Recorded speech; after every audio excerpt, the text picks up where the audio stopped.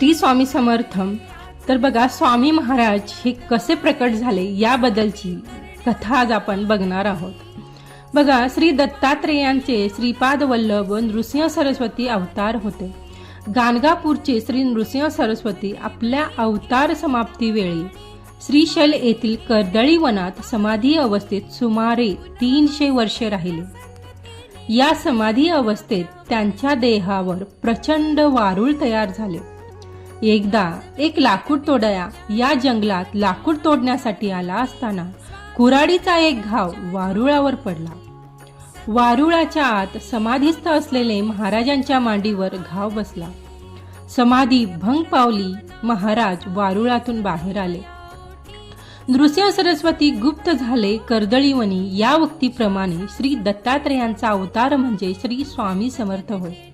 वारुळातून प्रकट झाल्यानंतर श्री स्वामी समर्थ देशाटनासाठी निघाले.